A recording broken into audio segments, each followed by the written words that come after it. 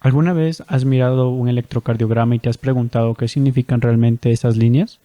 Todo se trata de física, y para entenderlo, hay un secreto fundamental que la mayoría de los estudiantes pasa por alto al principio. ¿Sabías que el electrocardiograma no mide directamente la actividad eléctrica de una célula cardíaca? Hola y bienvenidos. Sé que el electrocardiograma puede parecer intimidante, pero vamos a desmitificarlo juntos. En los próximos minutos aprenderás los 3 conceptos clave que son la base de todo el electrocardiograma. ¿Qué es lo que el electrocardiograma realmente mide? ¿Por qué usamos 12 derivaciones y qué nos muestran? El significado de cada componente desde la onda P hasta la T. Al final del video, no solo entenderás la teoría, sino que sabrás cómo detectar un error técnico común que podría cambiar el diagnóstico por completo. Empecemos por el concepto más crítico. El electrocardiograma no te da información directa sobre los potenciales de membrana que estudiaste en fisiología celular. En cambio, es un gráfico de las diferencias de potencial eléctrico a medida que la onda de despolarización viaja por el miocardio. Imagina esta célula muscular. En este caso tenemos una fibra muscular cardíaca. Clínicamente vemos las células en reposo, es decir, positivamente cargadas en su exterior y negativamente cargadas en su interior. Cuando todas las células están polarizadas, no hay diferencia de carga entre un extremo y el otro. Por eso, nuestro medidor marca 0. Ahora, ¿qué pasa cuando el corazón se activa? La onda de despolarización empieza a moverse. Observa. En el lado derecho hay 2 células despolarizadas, es decir, negativas en el exterior y positivas en el interior, y una célula polarizada del mismo lado. Ahora, si te fijas en el lado izquierdo, todas las células están polarizadas. De repente, hay una diferencia de potencial. El galvanómetro detecta esta diferencia y la registra como una deflexión positiva. Aquí viene el punto que confunde a muchos. Pausa el video y piensa, ¿qué crees que pasa cuando todas las células de la fibra están despolarizadas? Si pensaste que vuelve a 0, estás en lo correcto. Cuando toda la fibra está despolarizada, una vez más, no hay diferencia de potencial entre los 2 extremos. El medidor vuelve a la línea de base. Este es el primer secreto. El electrocardiograma solo registra una deflexión cuando hay un frente de onda eléctrico en movimiento. Un miocardio completamente polarizado o completamente despolarizado se registra como una línea plana. Ahora que entendemos cómo funciona un medidor, veamos cómo obtenemos una imagen completa. Usamos un sistema de 12 derivaciones para analizar la actividad eléctrica desde múltiples puntos de vista. La regla de oro es esta. Para una onda de despolarización que se mueve hacia un electrodo positivo, crea una deflexión positiva.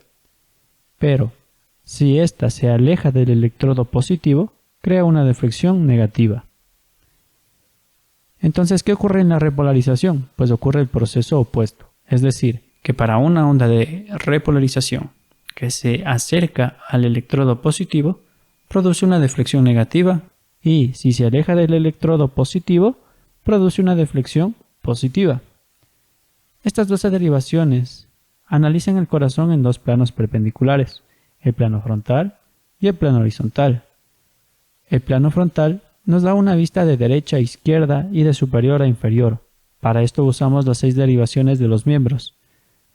Primera, segunda, tercera, AVR, AVL y AVF. Las 6 derivaciones de los miembros pueden combinarse para formar un sistema de referencia hexaxial. Esto crea una referencia circular dividida en intervalos de 30 grados, que podemos usar para describir eventos eléctricos en el plano frontal. Por convención, el círculo se divide en 2 hemisferios de 180 grados, con grados positivos debajo del ecuador y grados negativos en la parte de arriba. Las derivaciones de los miembros en el plano frontal muestran la actividad eléctrica en diferentes estructuras anatómicas del corazón. Por ejemplo, las derivaciones primera y AVL registran fenómenos en la cara lateral alta del ventrículo izquierdo del corazón, y las derivaciones segunda, tercera y AVF muestran la cara inferior del corazón. Ahora hablemos del plano horizontal. Este nos da una vista de anterior a posterior. Para esto, usamos las 6 derivaciones precordiales o del pecho, que van de V1 a V6. Es crucial que entiendan qué estructuras cardíacas reflejan estas derivaciones. Las precordiales V1 y V2 registran fenómenos eléctricos en el septo interventricular. V3 y V4 muestran la cara anterior del ventrículo izquierdo, y las precordiales V5 y V6 muestran la cara lateral baja del ventrículo izquierdo. Entonces no te abrumes memorizando cada electrodo ahora. El concepto clave es que estas 12 cámaras miran el mismo evento eléctrico desde diferentes ángulos, lo que nos da una visión tridimensional. Antes de analizar las ondas, debemos entender el lienzo sobre el que se dibujan, es decir, el papel del electrocardiograma. Este es una cuadrícula. Piensa en ella de esta forma. El eje horizontal es tiempo, a velocidad estándar es de 25 milímetros por segundo, donde cada cuadro pequeño representa 0.04 segundos, y cada cuadro grande, que contiene 5 pequeños, representa 0.2 segundos. El eje vertical es el voltaje. Con la calibración estándar, cada cuadro pequeño, ya sea hacia arriba o hacia abajo, mide 0.1 milivoltios. Un cuadro grande son 0.5 milivoltios. Dominar estas medidas es esencial, ya que todo lo que mediremos a continuación se basa en esta cuadrícula. Muy bien, ahora ¿qué significan esas ondas y cuánto deben medir? Vamos a decodificar un latido normal.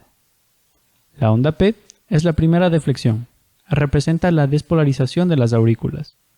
Normalmente, su amplitud es menor o igual a 2.5 milímetros y su duración es menor o igual a 0.11 segundos. El nodo sinusal en sí es muy pequeño para ser detectado al inicio del impulso eléctrico. El intervalo PP es el tiempo entre dos ondas P consecutivas y se mide más fácil el comienzo desde la onda P hasta la otra. Esta medición se utiliza para calcular la frecuencia auricular. El segmento PR es la línea isoeléctrica entre el final de la onda P y el comienzo del complejo QRS. El intervalo PR es el tiempo desde que inicia la onda P hasta que comienza el QRS. Mide el tiempo que le toma al impulso viajar desde las aurículas, pasar por el nodo auriculoventricular y llegar a los ventrículos. Su duración normal es de 0.12 a 0.20 segundos, es decir, de 3 a 5 cuadros pequeños. El complejo QRS es la deflexión más grande y representa la despolarización de los ventrículos. Su duración normal es de 0.06 a 0.10 segundos. La amplitud del QRS en una derivación individual es la suma de la forma de onda positiva más alta y de la onda negativa más profunda del complejo medida desde la línea de base. La amplitud total normal debe ser mayor o igual a 5 milímetros en al menos una derivación de los miembros y mayor o igual a 10 milímetros en al menos una derivación precordial. De lo contrario, el QRS se categoriza como de bajo voltaje. Intervalo RR. Es el tiempo entre dos complejos QRS consecutivos y se mide más fácilmente desde el pico de una onda R hasta la otra. Esta medición se utiliza para calcular la frecuencia cardíaca ventricular. El segmento ST es la línea entre el final del QRS y el inicio de la onda T. Corresponde a la fase de meseta o fase 2 del potencial de acción ventricular y normalmente debe estar en la línea base, es decir, debe ser isoeléctrico. El punto donde el complejo QRS y el segmento ST se encuentran se llama el punto J, el cual representa la repolarización temprana o fase 1 del potencial de acción. Normalmente es isoeléctrico, pero puede estar ligeramente elevado o deprimido por menos de 1 milímetro en relación con la línea de base. Una elevación algo mayor puede ser un hallazgo normal en las derivaciones V2 y V3, es decir, siempre y cuando sea menor a 1.5 milímetros en mujeres y menor a 2 milímetros en hombres menores de 40 años. Finalmente, la onda T representa la repolarización ventricular. La amplitud de la onda T no debe exceder los 6 milímetros en las derivaciones de miembros o 10 milímetros en las derivaciones precordiales. Pero espera un momento, si la despolarización, es decir, el QRS es positivo y la repolarización, la onda T, es el proceso eléctrico opuesto, ¿por qué la onda T también es positiva? Ok, la razón es que la repolarización ventricular ocurre en dirección opuesta a la despolarización, es decir, la despolarización viaja desde el endocardio hasta el epicardio, pero la repolarización comienza desde el epicardio y termina en el endocardio. Este movimiento inverso de la repolarización hace que la deflexión sea concordante con el QRS, y por eso la onda T es normalmente positiva. Ahora, una medición crucial. El intervalo QT mide toda la sístole eléctrica ventricular, pero el QT cambia con la frecuencia cardíaca. Se acorta si el corazón va rápido y se alarga si va lento. Por eso debemos corregirlo. A esto le llamamos QT corregido o QTC. La fórmula más común es la de Bassett, donde el QT corregido es igual al QT medido dividido por la raíz cuadrada del intervalo RR. ¿Por qué es esto tan importante? Porque un QT anormalmente largo o corto puede predisponer a arritmias mortales.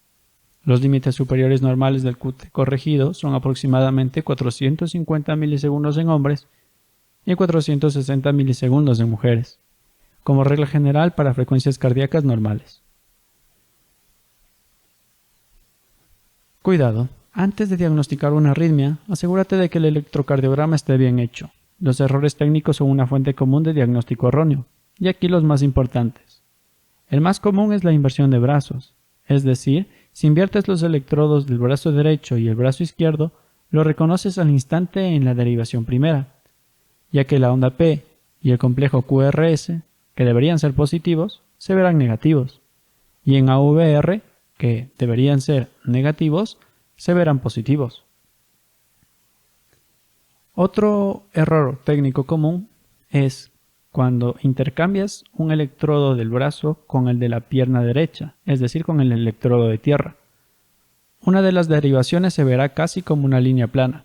Por ejemplo, si cambias el electrodo del brazo derecho con el electrodo de la pierna derecha, la derivación 2 medirá una diferencia entre las dos piernas, que es casi cero, creando una línea plana.